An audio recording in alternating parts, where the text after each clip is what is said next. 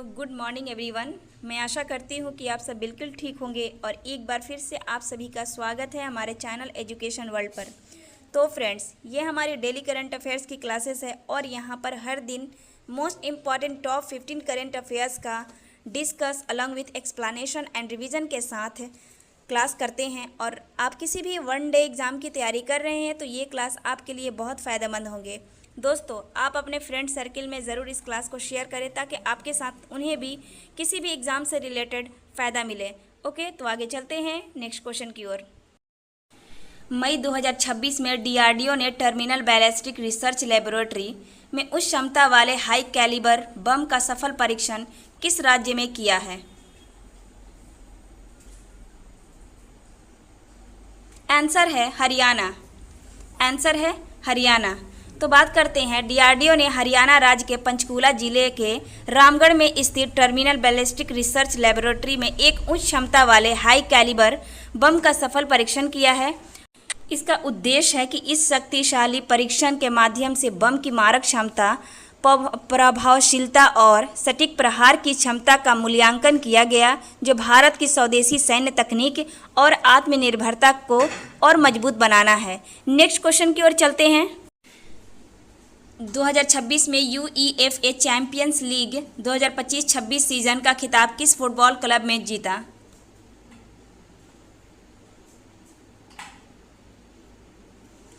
Answer है Paris Saint Germain.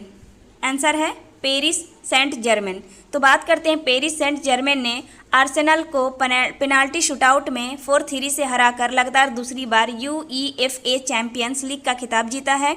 यह मुकाबला हंगरी के बुडापेस्ट में स्थित पुस्कास एरेना में आयोजित किया गया था।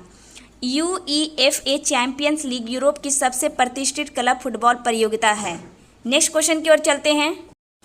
मई 2026 में डीआरआई यानी राजस्व खुफिया निदेशालय ने केरल में 24 किलोग्राम से अधिक नशीले पदार्थ किस ऑपरेशन के तहत जब्त किए?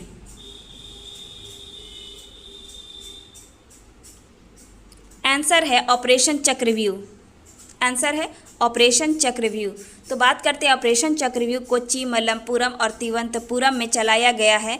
इस स्वामित्व अभियान के तहत 24 किलोग्राम से अधिक प्रतिबंधित नशीले और मनोरोग पदार्थ जब्त किए गए हैं। इसमें मेथक्वालोन, मेथाफेटामाइन और हशीश ऑयल शामिल है। राजस्व खुफिया निदेशालय की बात करें तो इसका गठन हुआ था 1957 में और इसका हेड क्वार्टर है नई दिल्ली। और किस मंत्रालय के अधीन ये काम करता है? तो केंद्रीय वित्त मंत्रालय। ओके, नेक्स्ट क्वेश्चन की ओर चलते हैं। जून 2026 में अंडमान और निकोबार कमान के 20वें कमांडर इन चीफ के रूप में कार्यभार किसने ग्रहण किया है?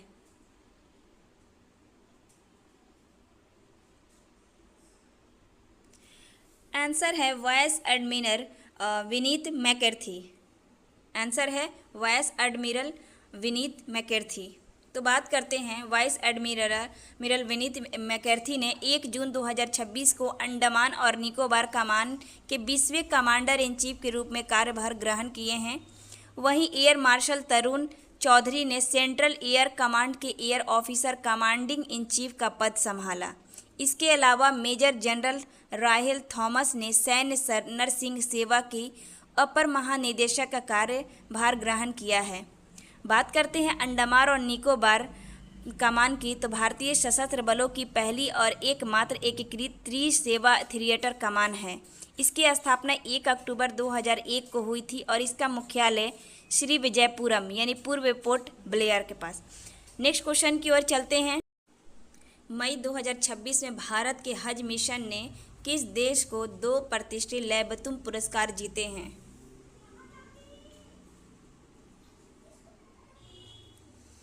आंसर है सऊदी अरब। आंसर है सऊदी अरब। तो बात करते हैं, भारत के हज मिशन ने सऊदी अरब में आयोजित इस वर्ष के खितामाहू मिस्क समारोह में 2 लैबतुम पुरस्कार जीते हैं। भारत को लैबतुम पुरस्कार सर्वश्रेष्ठ हज समन्वय और संचार श्रेणी के तहत प्रदान किए गए हैं। सऊदी अरब की बात करें तो राजधानी है रियाद और वहाँ की मुद्रा है सऊदी रियाल। नेक्स्ट क्वेश्चन की ओर चलते हैं। रक्षा सहयोग को मजबूत करने के लिए भारत ने 629 मिलियन अमेरिकी डॉलर का ब्रह्मोस मिसाइल निर्यात समझौता किस देश के साथ किया है? आंसर है वियतनाम। आंसर है वियतनाम। तो बात करते हैं फिलीपींस के बाद वियतनाम भारत से ब्रह्मोस मिसाइल खरीदने वाला दूसरा दक्षिण पूर्वी एशियाई देश बन गया है। और सिंगापुर में आयोजित वार्षिक सुरक्षा सम्मेलन शांग्री ला डायलॉग के दौरान भारत के रक्षा सचिव राजेश कुमार सिंह ने इस समझौते पर हस्ताक्षर होने की पुष्टि की है। ब्रह्मोस की बात करें तो दुनिया का सबसे तेज और अचूक सुपरसोनिक क्रूज मिसाइल है, जिसे भारत और रूस ने संयुक्त रूप से विकसित किया है। इसका नाम भारत की ब्रह्मपुत्र और रूस की मोस्कवा नदी के नाम पर रखा गया है। नेक्स्ट क्वेश्चन की ओर चलते हैं। भारत के उपराष्ट्रपति सीपी राधाकृष्णन ने महिला नेतृत्व वाले श्री मातृश्री इंडस्ट्रियल पार्क का उद्घाटन कहाँ किया है?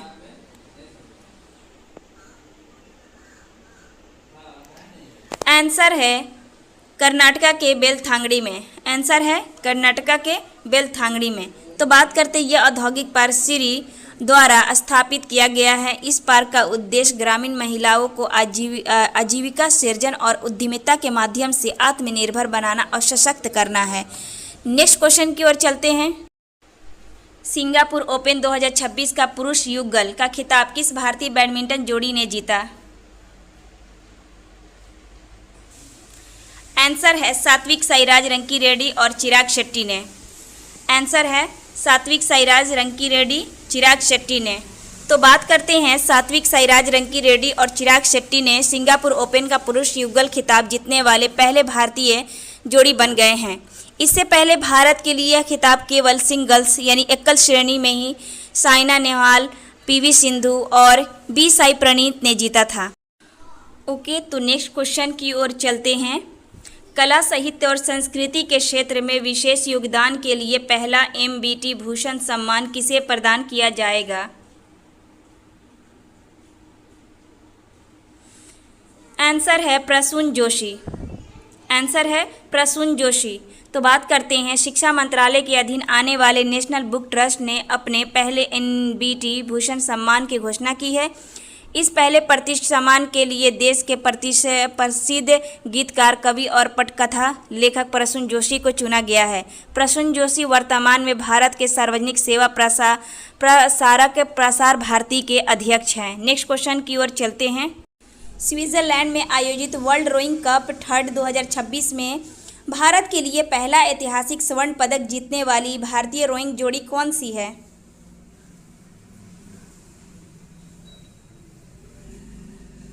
आंसर है लक्ष्य और उज्जवल कुमार सिंह। लक्ष्य एवं उज्जवल कुमार सिंह। तो बात करते हैं स्विट्जरलैंड के ल्यूनर्स में आयोजित विश्व रोइंग कप थर्ड 2026 में भारतीय रोइंग जोड़ी लक्ष्य और उज्जवल कुमार सिंह ने स्वर्ण पदक जीता है। यह विश्व रोइंग कप के इतिहास में भारत का अब तक का पहला स्वर्ण पदक है। फाइनल मुकाबले में लक्ष्य और उज्जवल ने 6 मिनट में 26.9 सेकंड का समय निकालकर शीर्ष स्थान हासिल किया है। रोइंग क्या है? तो रोइंग एक पानी का खेल है जिसमें एथलीट एक विशेष पतली नाव को चप्पू की मदद से पानी को पीछे की तरफ धकेलते हुए आगे बढ़ते हैं। नेक्स्ट क्वेश्चन की ओर चलते हैं। जून 2026 में किस राज्य ने भारत में पहली बार एक साथ 12 ज्योग्राफिकल इंडिकेशन यानी जीआई टैग प्राप्त कर नया रिकॉर्ड बनाया? आंसर है मध्य प्रदेश। आंसर है मध्य प्रदेश। तो बात करते हैं भारत के इतिहास में यह पहली बार हुआ है जब किसी एक राज्य को एक ही बार में इतनी बड़ी संख्या में जीआई टैग प्राप्त हुए हैं। ओके, नेक्स्ट क्वेश्चन की ओर चलते हैं। स्वास्थ्य मंत्रालय ने एनीमिया मुक्त भारत अभियान के तहत 6x6x6 ढांचे को अपग्रेड करके कौन सी विशेष रणनीति शुरू की है? आंसर है 7x7x7 रणनीति। आंसर है 7x7x7 रणनीति। तो बात करते हैं 7x7x7 का अर्थ क्या है। यह रणनीति 7 लाभार्थी, 7 हस्तक्षेपों और 7 संस्थागत तंत्रों को आपस में जोड़ती है। नई रणनीति के तहत कम जन्म वाले वजन वाले 0 से 6 माह तक के शिशुओं को 7वें लाभार्थी समूह के रूप में जोड़ा गया है। नई व्यवस्था में सेवा वितरण मॉडल को T3 यानी टेस्ट ट्रीट ट्रैक से बदलकर T4 यानी टेस्ट ट्रीट टॉक ट्रैक कर दिया गया है। इसका उद्देश्य भारत में एनीमिया, शरीर में हीमोग्लोबिन या लाल रक्त कोशिकाओं की कमी यानी के प्रसार को तेजी से कम करना है। नेक्स्ट क्वेश्चन की ओर चलते हैं। 2026 में भारत और किस देश के जल संसाधनों में सहयोग को मजबूत करने के लिए समझौता ज्ञापन पर हस्ताक्षर किए हैं। आंसर है सऊदी अरब। आंसर है सऊदी अरब। तो बात करते हैं यह ऐतिहासिक समझौता सऊदी अरब के जिद्दा शहर में आयोजित पहले सऊदी वाटर वीक सम्मेलन के दौरान किया गया है। हस्ताक्षरकर्ता कौन कौन हैं? डॉक्टर सुहेल खान सऊदी अरब में भारत के राजदूत हैं और अब्दुल रहमान अब्दुल मोहसेन अल फदली जो सऊदी अरब के पर्यावरण, जल और कृषि मंत्री हैं। इस समझौते का मुख्य उद्देश्य जल संसाधन नियोजन, सतत जल प्रबंधन, आधुनिक सिंचाई प्रणालियों और तकनीकों विशेषज्ञता का आदान प्रदान करना। ओके, नेक्स्ट क्वेश्चन की ओर चलते हैं। भारतीय महिला क्रिकेट टीम ने किस शहर में आयोजित होने वाले 2028 ग्रीष्मकालीन ओलंपिक खेलों के लिए सीधे क्वालिफिकेशन हासिल कर लिया है?